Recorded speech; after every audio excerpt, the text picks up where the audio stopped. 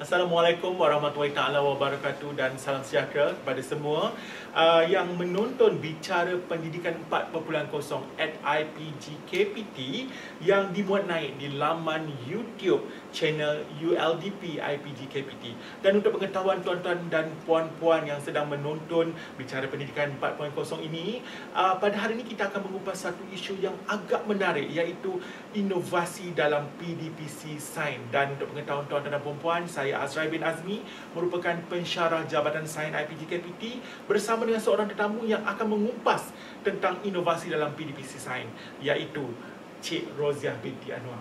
Assalamualaikum, apa khabar? Waalaikumsalam. Sihat? Alhamdulillah. Bagaimana sihat. dengan pandemik? Ada orang kata apa, ada menjadikan rasa tidak selesa ke atau bagaimana? Ya, mungkin sebab kita bekerja dari rumah, itu menyebabkan kita sendiri rasa agak kurang selesa daripada kebiasaan yang kita buat. Jadi saya rasa Tidak selesa dan akan menyebabkan kita terpaksa melakukan inovasi. betul. Betul tak? Betul. Kita ada masa untuk buat inovasi. Ya, betul, tapi sebelum tu kan, Cik Roziah, Ya. tak kenal maka tak cinta. Maka apa kata kalau kita perkenalkan Cik Roziah dahulu kepada umum yang sedang menonton bual bicara ini. Dan untuk pengetahuan tuan-tuan dan puan-puan, sepatutnya Cik Roziah ni boleh je perkenalkan diri sendiri, tapi orang kata apa gunanya saya sebagai moderator kalau tak nak perkenalkan walaupun terpaksa membaca saja. Baiklah, untuk pengetahuan tuan-tuan dan puan-puan, Cik Roziah telah pun dilahirkan di Melaka pada 42 tahun yang lepas dan mendapat pendidikan awal di Kuantan, Pahang, kemudian menyambung pelajaran di UTM Kuala Lumpur dalam bidang diploma kejuruteraan elektronik, kemudian menyambung pengajian di Universiti Pendidikan Sultan Idris bagi ijazah sarjana muda pendidikan fizik dan juga master pendidikan fizik, ya, dua-duanya di UPSI, dan kini sedang menyiapkan tesis dalam fasa yang terakhir di Liverpool John Moore University. Dan untuk pengetahuan tuan-tuan dan puan-puan, itu latar belakang pendidikan. Bagaimana pula dengan latar belakang kerjaya? Untuk pengetahuan tuan-tuan dan puan-puan, Cik Roziah pernah berkhidmat di Sekolah Menengah Kebangsaan Sultanah Hajah Kalsum, kemudian di Sekolah Menengah Kebangsaan Semambu, dan pada tahun 2013 beliau ditawarkan menjadi pensyarah akademik di IPG Kampus Pendidikan Tawau, dan pada tahun 2019 beliau mula berkhidmat di IPG Kampus Pendidikan Teknik.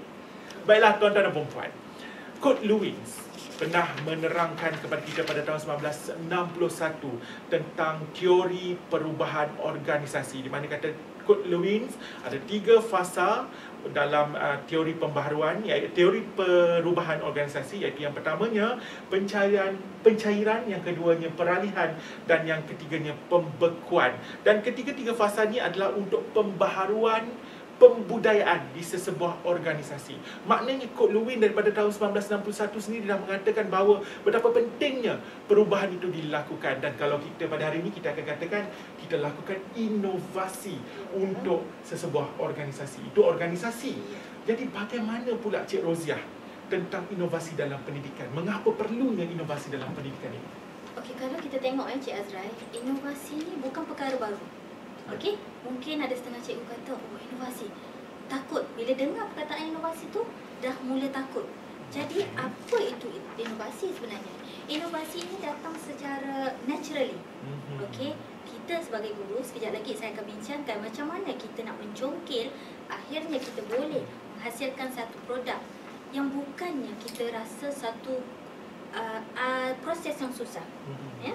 Jadi di sini sebelum saya berbicara lebih lanjut tentang inovasi, jadi kita ni sebagai warga pendidik, of course kita kena tahu dulu falsafah pendidikan guru.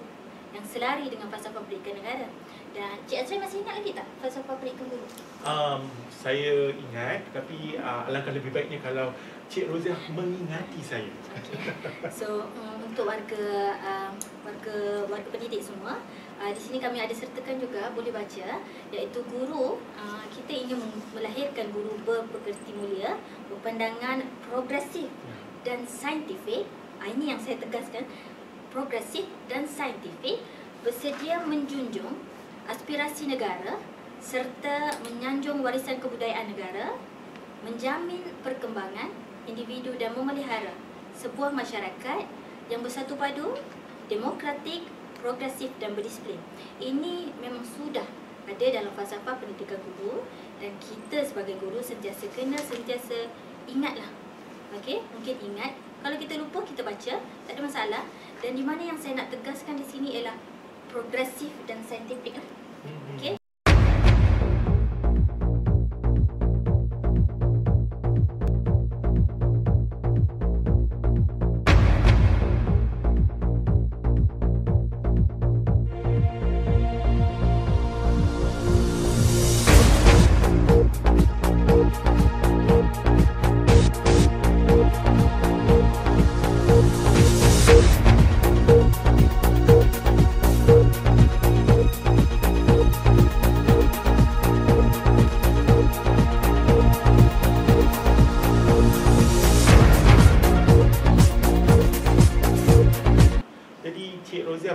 Baru lagi menegaskan tentang falsafah pendidikan guru.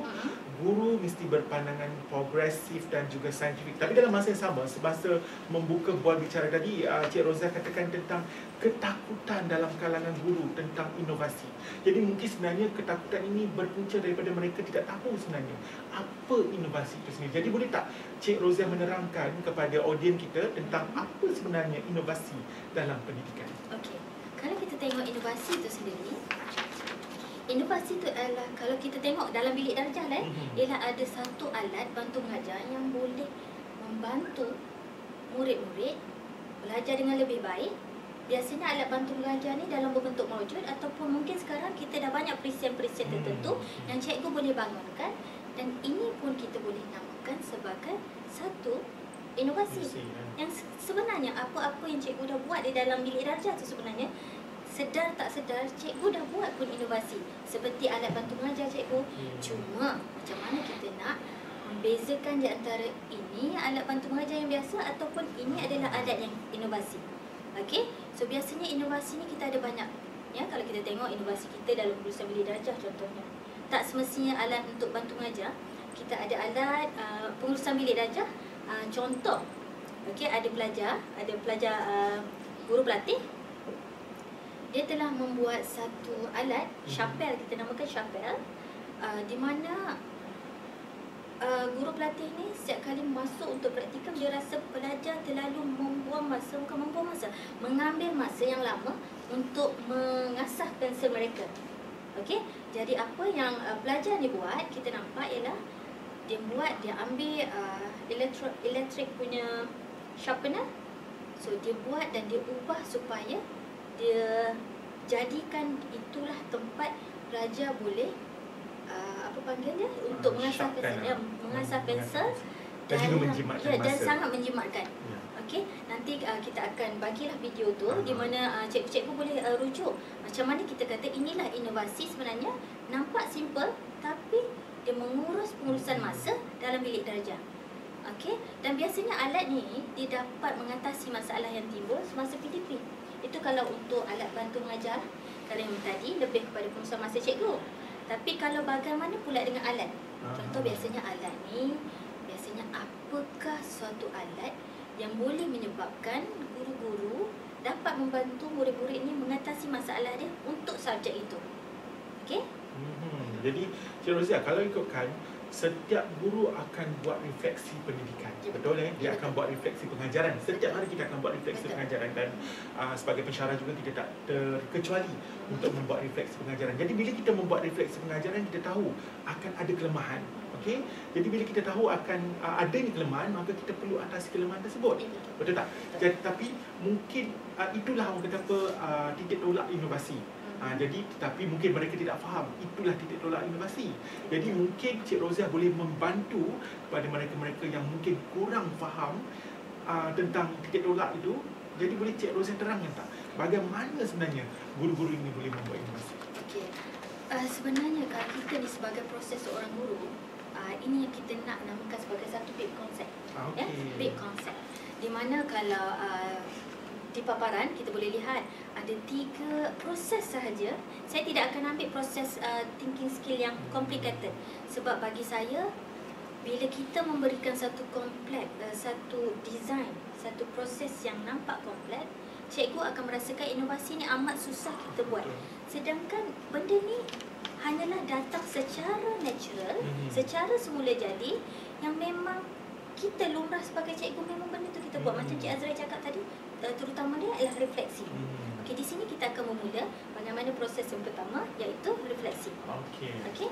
So, bagaimana? Sebab saya rasa ini memang dah jadi kita punya amalan.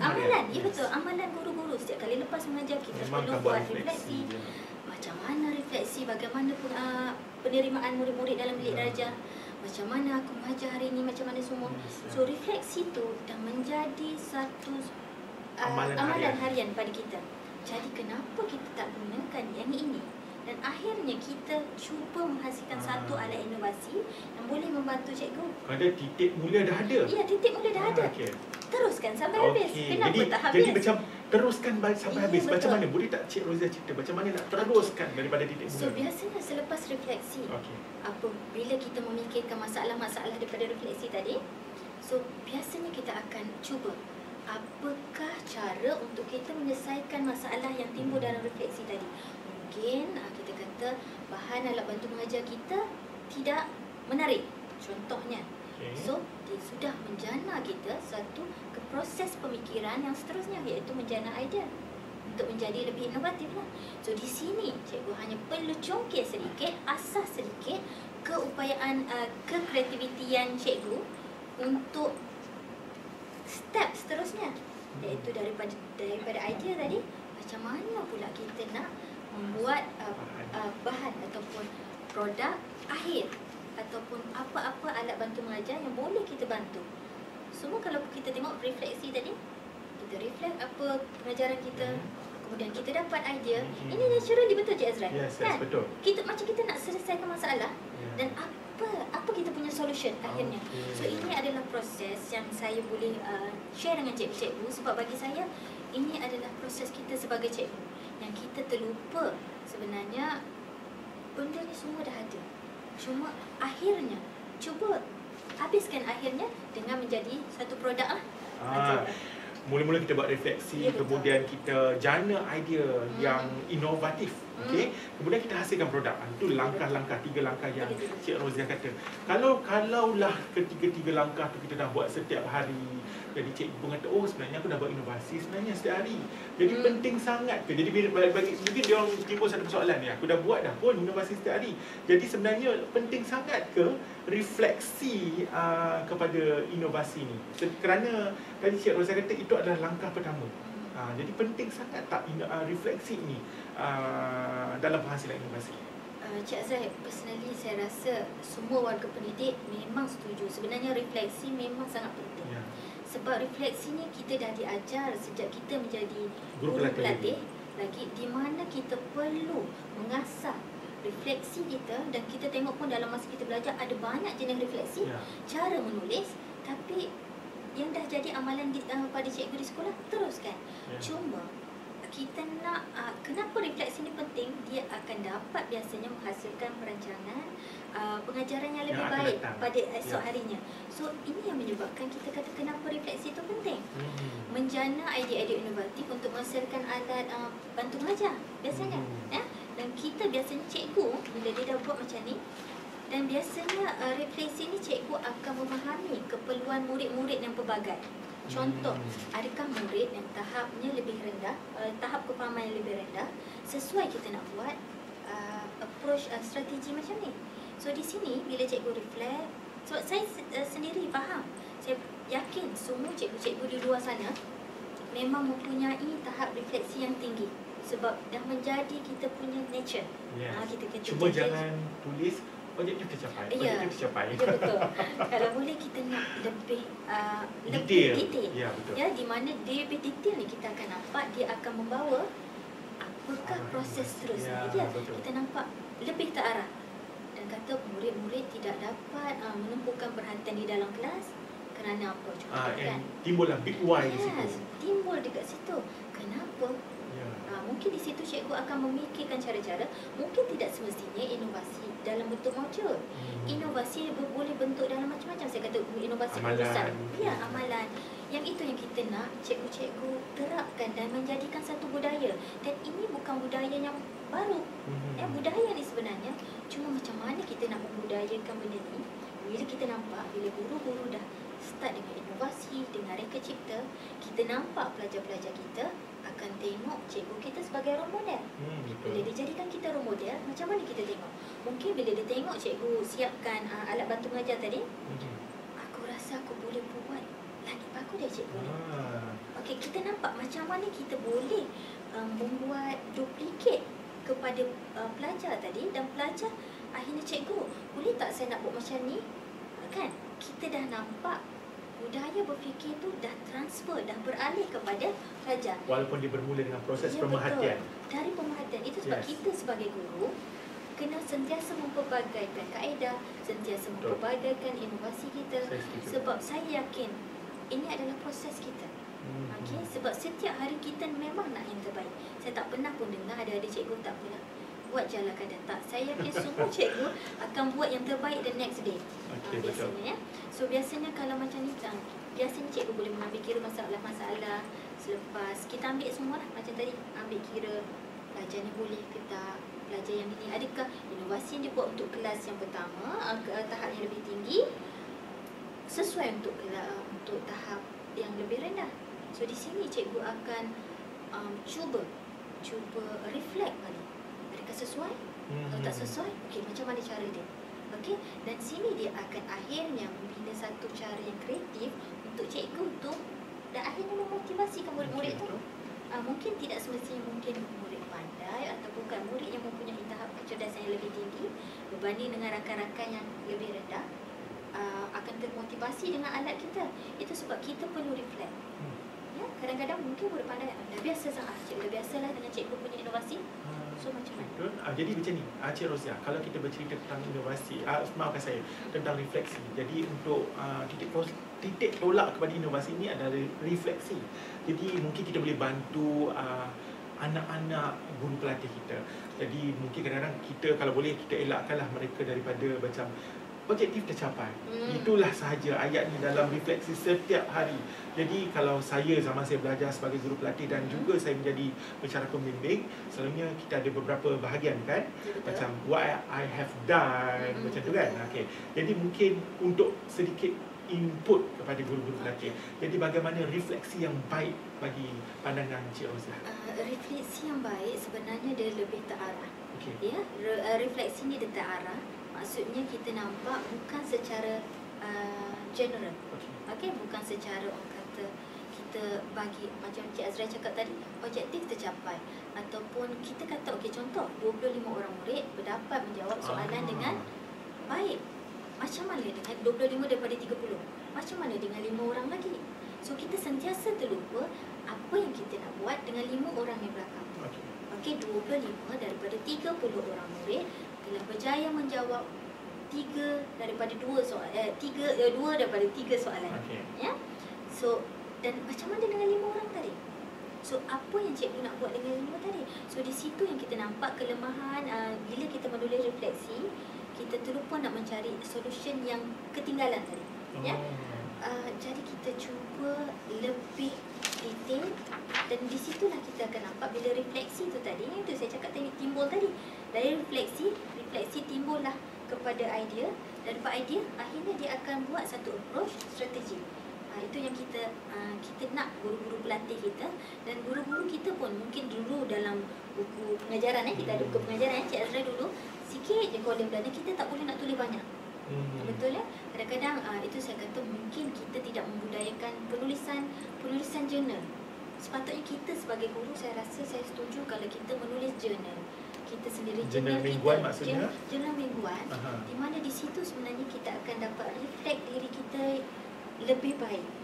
Berbandingkan dengan buku pengajaran kita dulu sebab sekarang kita tengok semua dah dalam kertas dan online, double type, dan tapi kolom ni masih kecil lagi dah.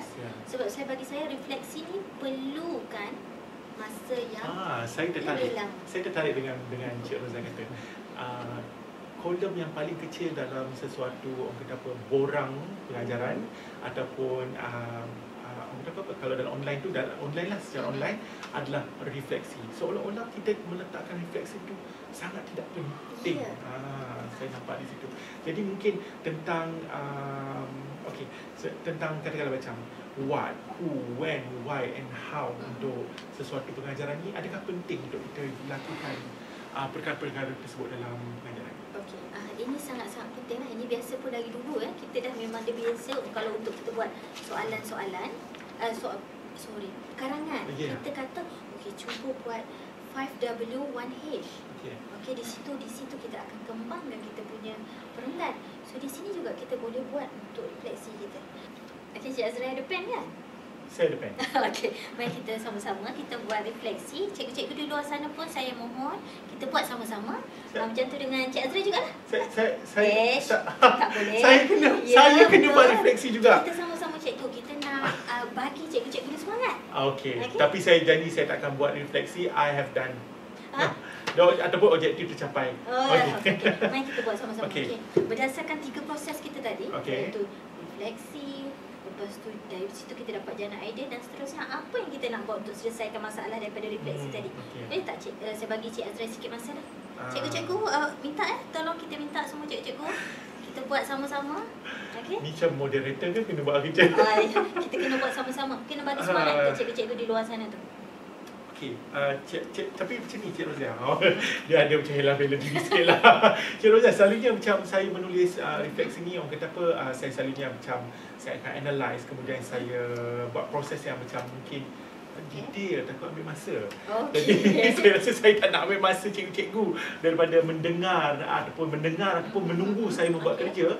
Jadi saya rasa mungkin ada saya difahamkan Cik Rozia pernah memenangi pertandingan di peringkat antarabangsa. Bertitik tolak daripada penulisan refleksi yang sangat baik. Jadi saya rasa daripada menunggu saya membuat refleksi, apa kata kalau Cik Rozia mungkin boleh kongsikan bersama dengan cikgu-cikgu tentang teknik membuat refleksi yang boleh mencetuskan inovasi. Okey. Bila diri saya berjadi. Baiklah Cik Azrai, saya tak nak buat macam mana sebab dia dah buat macam ni. So tetapi cikgu-cikgu tak boleh nak lari lah. Saya kena nak cikgu-cikgu semua pun buat sama-sama dengan saya. Sebelum saya meneruskan apa yang Cik Azrai cakap tadi, iaitu satu projek saya yang saya buat, bertitik tolak daripada proses yang saya buat ni, ini yang menyebabkan saya akhirnya menang produk ni. Produk ni di peringkat antarabangsa. Setakat ni lah perak sajalah. Dan cuma waktu ketika itu Siri mohon untuk kita patentkan. Ini satu kebanggaan bagi IPGKPT sebenarnya. Okey, so untuk cikgu-cikgu semua, untuk step yang pertama, cikgu-cikgu pilih satu subtopik dalam subjek yang cikgu-cikgu ajar. Kalau cikgu ajar sains lah. Pilih subtopik. Subtopik. Yang pertama subtopik dulu. Refleksi kita nak refleksi ni. Subtopik kita apa dia? Semasa kita ngajar itu, dah ada contoh subtopik. Cikgu-cikgu dah ada. Cikgu-cikgu semua dah ada kan? Contoh kemudian proses kedua, cikgu tanya dekat diri cikgu 5W 1H tadi. Iaitu what? Apa yang masalah timbul masa cikgu ajar subtopik ni? Lagi who? Siapa yang bermasalah? 5 orang, 10 orang, 15. Contoh tadi lah 2 daripada 3 tu yang bermasalah. Yang bermasalah tadi. Jadi contoh. Seorang lah. Contoh bila, when, bila. Contoh mungkin kalau saya, sebab saya sains kan, adakah kita nak mengajar tajuk ni, kita ada masalah masa di dalam bilik sains. Ataupun makmal sains di sekolah, untuk sekolah menengah kan.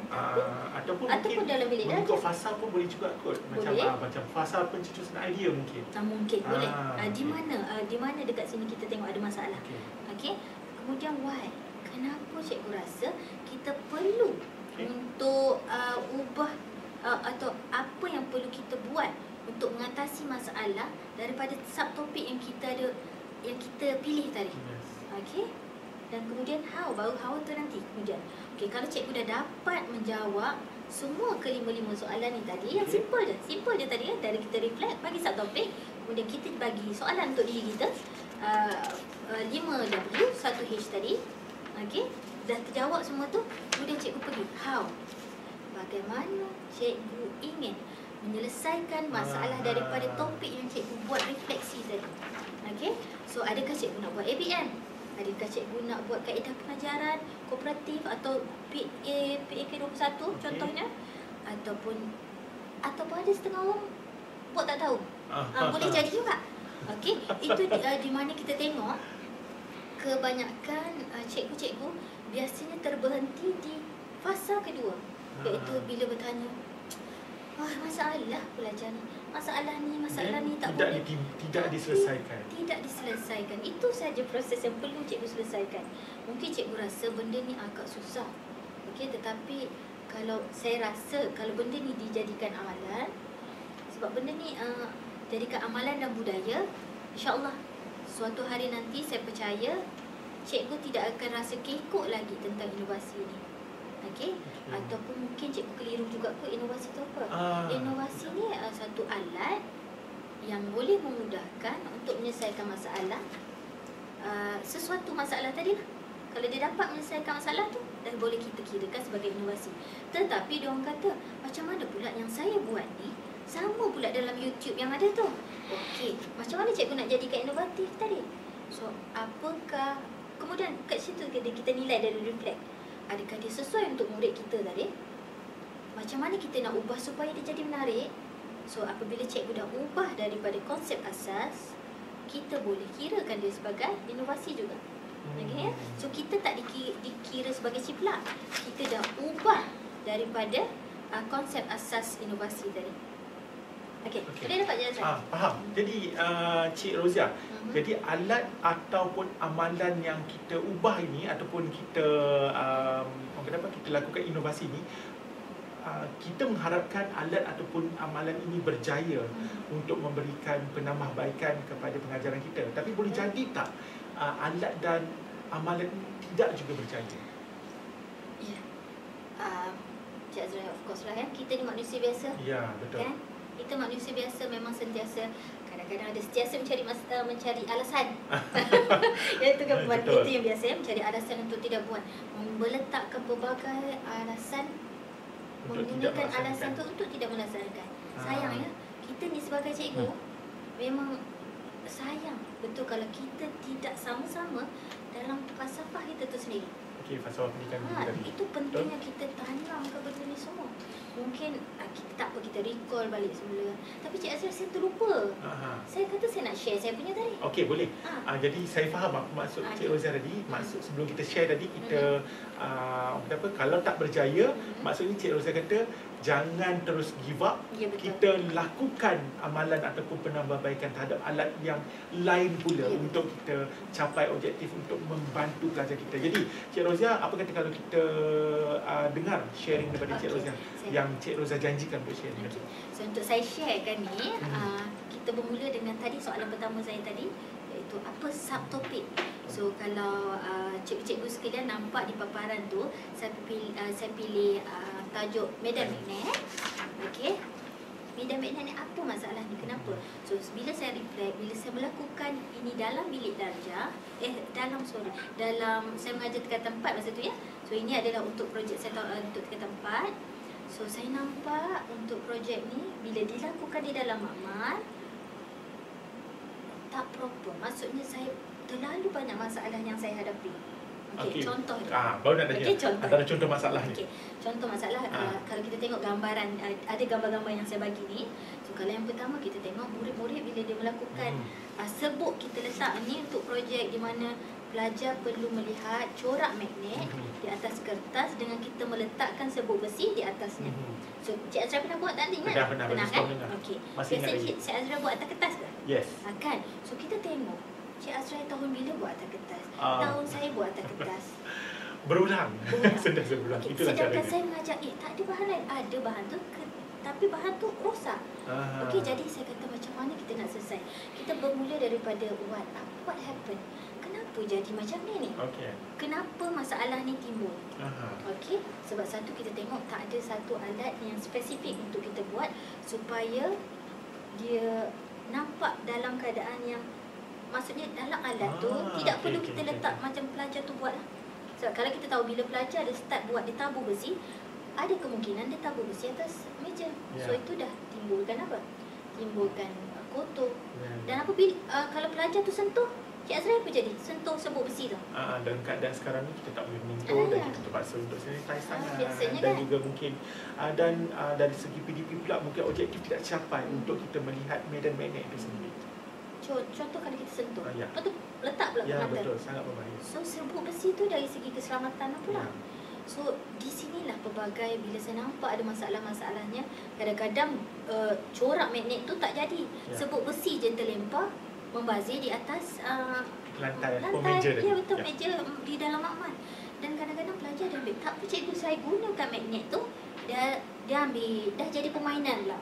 So kita punya nampak seolah-olah alamak, nak kontrol pelajar lagi, nak apa, dia faham tak apa ni, ataupun dia jadikan satu permainan sahaja. Okey, so di sinilah di mana saya gunakan 5W tadi untuk menyelesaikan tadi what, apa, jadi, tak semua tu kan. Apa tadi, what, who, when, why, and how. Macam mana saya nak solvekan tadi? Itu seterusnya, bila tu, itu yang kita akan dapat. Saya hasilkan alat namanya McPhee frame. Yang saya buat kan, saya letakkan sebut besi tu dah siap-siap dalam frame. Masa tu saya buat frame tu, saya letak dalam frame gambar je. Saya ambil, saya kata macam mana nak buat. So idea ni saya dapat, saya teringat masa kita budak kecil-kecil dia menulis, lepas tu dia guna konsep padang. Saya ingat whiteboard tu kan, tulis-tulis padang. So saya kata kenapa saya tak buat konsep wiper. Okay, so saya buat beberapa kali, akhirnya terciptalah yang last product tadi yang saya namakan sebagai McPhee frame tadi. So McPhee frame tu kalau boleh tengok pada gambaran di atas, kita boleh tengok kita dapat menyelesaikan ke semua masalah-masalah yang timbul tadi. Takkan berterabur, takkan mendatangkan bahaya kepada pelajar dan so on. Saya boleh cakap pelajar lagi kreatif. Kenapa lagi kreatif? Sebab kita tengok pelajar tu dia menyusun bar magnet tu ikut suka hati dia. Cikgu, kalau saya nak sengit macam mana? Saya nak sengit macam mana boleh? Sengit. Kalau kita tengok tadi alat McPhee frame ni tadi yang saya buat tu, akhirnya daripada 5 soalan yang saya buat tadi, macam mana saya nak selesaikan, dan akhirnya yang terhasil ni lah. So bagaimana dia dapat menyelesaikan ke semua masalah-masalah yang timbul, walaupun tak seperfect mana, tapi sekurang-kurangnya kita dah berjaya mengurangkan sedikit. Inilah yang saya nak capai, iaitu saya menghasilkan satu alat bantu mengajar yang boleh digunakan pada setiap tahun lah. Maksudnya saya tidak perlu lagi ubah, maksudnya saya boleh guna lagi untuk tahun seterusnya. Sebab saya dah fixkan untuk topik medan magnet, untuk melihat corak magnet, itulah alatnya. Itulah alatnya. So kita dah boleh simpan satu, dah siap satu inovasi kita. Betul. Apakah alat tadi? McPhee frame. McPhee frame. McPhee frame. Kemana tumpahnya kuah kalau tak ke nasi. Kalau Cik Roziah telah mencipta McPhee frame, dan sebagai pensyarah pembimbing, saya rasa Cik Roziah juga pernah membimbing beberapa pelajar IPG-KPT untuk mencipta inovasi yang asasnya daripada penulisan refleksi. Apa kata kalau kita saksikan beberapa rakaman video untuk kita lihat beberapa hasil daripada pelajar-pelajar Jabatan Sains IPG-KPT yang telah pun menghasilkan alat bantu mengajar yang bermula daripada penulisan refleksi semasa mereka melaksanakan praktikum fasa 1. Ayuh kita saksikan rakaman ini. Okay, ni ialah kit ketumpatan. Kat sini kalau kita tengok, kita akan suruh murid-murid untuk membuat pemerhatian dulu dekat mana objek tu akan berada, sama ada berada di dalam air ataupun di atas permukaan air, iaitu timbul. Sini timbul dan sini tenggelam. Jadi bila contoh kita masukkan bola pingpong timbul, so jadi kita gerakkan anak panah ke atas, timbul. Lepas tu kita tengok ke manakah anak panah ni akan pergi, so dia pergi kepada kurang tumpat. Okay, contoh lain, kalau batu kita masukkan, dia tenggelam dekat bahagian bawah air. Okay, so bila bawah air kita beri kat anak panah, dia membawa kepada inference lebih tumpat. Jadi kat sini murid boleh buat satu hubungan bahawa objek yang tenggelam adalah disebabkan oleh objek itu ialah lebih tumpat daripada air. Objek yang timbul adalah sebab dia kurang tumpat daripada air. Sekian, terima kasih. Assalamualaikum. Okey, ini merupakan kit putaran dan peredaran bumi di mana murid akan menggunakan kit ini untuk membuat simulasi putaran dan peredaran bumi selepas guru membuat demonstrasi menggunakan model putaran dan peredaran bumi. Murid telah belajar bumi berputar dari barat ke timur melawan arah jam. Jadi murid boleh buat simulasi bumi berputar melawan arah jam dari barat ke timur. Tempoh masa putaran bumi adalah 1 hari ataupun 24 jam. Dalam masa yang sama, bumi kita beredar mengelilingi matahari. Tempoh masanya adalah 365 1/4 hari dan arah peredaran bumi melawan arah jam. Terima kasih. Assalamualaikum warahmatullahi wabarakatuh. Ini merupakan model putaran bumi dan juga peredaran bumi mengelilingi matahari. Okey, pertama sekali saya akan tunjukkan bagaimana cara untuk menggunakan model ini. Okey, pertamanya kita ada model putaran bumi. Di sini ada arah matanya, maksudnya kita boleh ajar murid macam mana arah putaran bumi dari barat ke timur melawan arah jam. Okey. Pertama kali guru boleh tunjukkanlah bagaimana putaran bumi pada paksinya mengikut arah lawan jam dari barat ke timur. Kemudian bumi juga akan beredar mengelilingi matahari pada orbitnya dengan mengikut arah lawan jam. Jadi di sini murid dapat menggambarkan bagaimana bumi sebenarnya berputar dan pada masa yang sama juga beredar mengikut orbitnya mengelilingi matahari.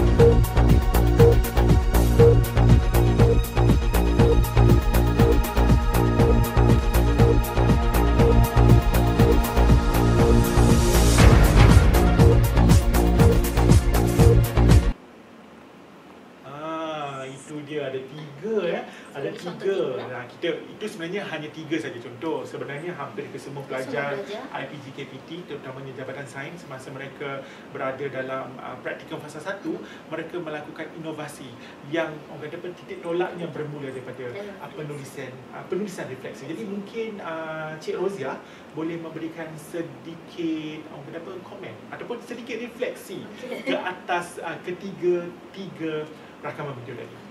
Kalau cikgu-cikgu di luar sana melihat contoh-contoh inovasi yang kita ciptakan itu bermula sebenarnya daripada penulisan refleksi ataupun refleksi itu sendiri kita terjemahkan dalam bentuk penulisan. So di sanalah bila kita dah menulis kita akan baca dan kita akhirnya daripada refleksi tadi itu yang timbul tadi kita nak jana idea kita. Dan apabila kita dah jana, akhirnya terbentuklah alat-alat bantu mengajar yang bagi guru-guru pelatih itu nak apa yang dia nak capai dalam penulisan refleksi itu. So ini saya rasa adalah yang saya cakap tadi lah, nature seorang guru, inilah kita punya tugas. Jadi cuma kenapa kita tak habiskan kita punya di kawasan Y tadi, 5W tadi, kenapa kita tak teruskan ke how, iaitu menyelesaikan masalah atau menghasilkan alat-alat inovasi walaupun hanya menggunakan sekeping kertas saja. Kalau kita tengok tadi yang video yang pertama, menggunakan sekeping kertas yang kita 5 minit saja dah cukup.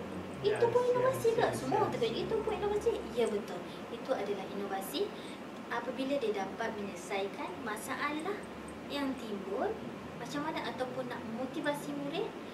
Dari situ kita nampak. So dia akan lebih kepada membantu guru, bukan saja upgrade diri cikgu, tapi membantu cikgu menaik memperbaiki, memotivasikan murid itu sendiri dalam bilik darjah. So murid-murid akan rasa seronok belajar saya ni, seronok. Saya sentiasa seronok belajar. Ya. Tapi kita tahu tahap murid ni berbeza. Ya, betul. So jadi mungkin itu saya cakap refleksi tadi penting. Kita perlu tengok untuk siapa kita buat inovasi. Ya, Adakah boleh macam saya buat inovasi tadi, saya akan statekan, terus letakkan dalam makmal. Tetapi untuk guru-guru pelatihnya mungkin untuk kelas ini dihasilkan yang ini. Okey, dan kita tengok macam saya cakap tak semua sesuai, tetapi bermula daripada refleksi. Jadi amat penting kalau cikgu-cikgu semua sentiasa menulis refleksi itu sendiri dalam kita punya buku. Kalau buku kita memang sikit saja ruang, kita tak ada apa panggil additional punya buku tak ada, jadi cikgu-cikgu boleh tulis di ruangan ataupun penulisan buku refleksi cikgu sendiri. Sebab kenapa saya rasa penting penulisan refleksi ni, sebab ni dapat membantu guru. Manalah tahu kalau ada cikgu-cikgu yang ingin jadi guru cemerlang. So ini adalah bukti-bukti yang cikgu dah buat. Walaupun cikgu buat inovasi dengan sekeping kertas saja, itu dah cukup. Tak perlu cikgu nak menghasilkan satu bahan yang sangat hebat. Cukup dengan sekeping kertas. Dengan hanya sekeping kertas, nampak mudah tuan-tuan dan puan-puan. Dengan hanya sekeping kertas, kita sudah katakan bahawa kita sudah pun menghasilkan inovasi. Saya yakin dan percaya, walaupun dengan hanya sekeping kertas dan kita katakan ianya mudah, tetapi tetap ada cabaran yang tersendiri. Jadi mungkin Cik Rozi boleh kongsikan dengan cikgu-cikgu yang sedang menonton di laman YouTube ini, apakah cabaran-cabaran dalam penghasilan inovasi ini? Okey, kalau kita tengok dekat sini cabaran-cabaran yang untuk menghasilkan inovasi ini bukan saya saja, tapi saya tahu, saya yakin cikgu-cikgu pun akan bagi alasan yang agak sama. Iaitu yang pertama, masa. Masa disebabkan kita faham sangat guru-guru ada sebab kebanyakan guru mendapat tugas yang banyak, rencam dan banyak. Ya, betul. Jadi mungkin ini adalah cabaran mereka di mana mereka nak buat. Mungkin refleksi pun tak sempat nak refleksi disebabkan terlalu banyak untuk dibuat, untuk disiapkan pada keesokan harinya. Mungkin cikgu sendiri kekurangan masa untuk mereflect diri macam mana untuk diperbaiki untuk kelas seterusnya. Dan kalau kita tengok pula silibus, silibus sekarang untuk KSSR makin bertambah sebab kita nak ikutkan kita punya ni PPPM tu. Jadi kita nampak silibus kita dah menjadi semakin berat dan guru sebenarnya cuba nak menghabiskan silibus secepat mungkin. Okey. Cik Azrael rasa sempat tak mereka nak buat inovasi?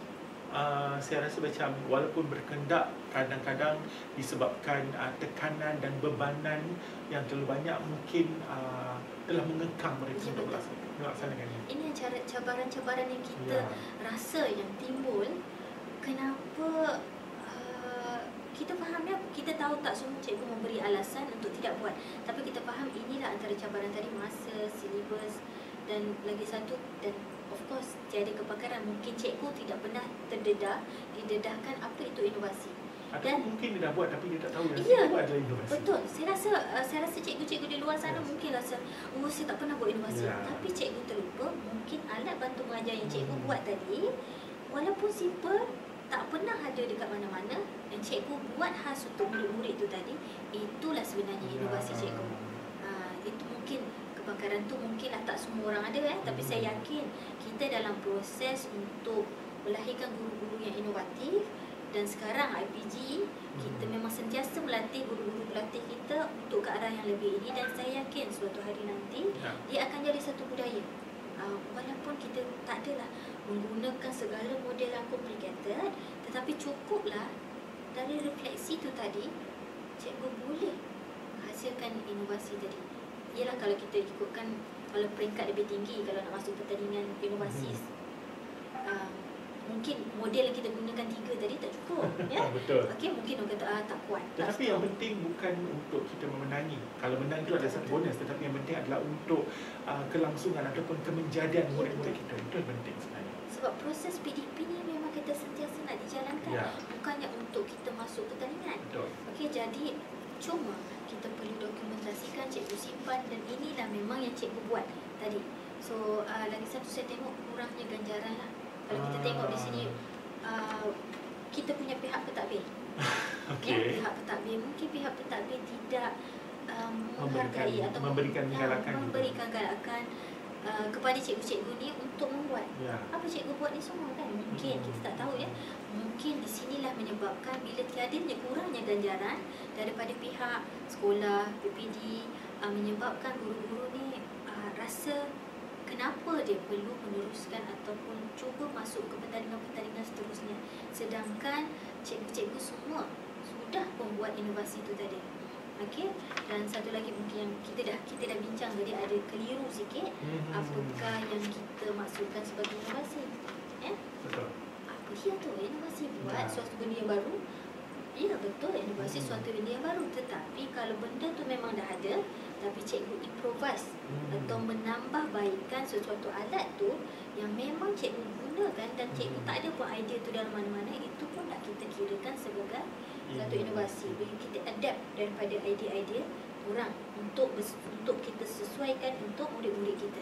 So itulah saya rasa antara cabaran-cabaran yang kita selalulah kalau dengar daripada guru-guru, antara alasan-alasan kenapa mereka agak takut macam saya kata, macam rasa tak secure bila cikgu buat satu contoh, ataupun saya kata tadi cikgu jom kita buat sama-sama refleksi, kita dah rasa macam satu beban ke, apa yang perlu aku buat ni untuk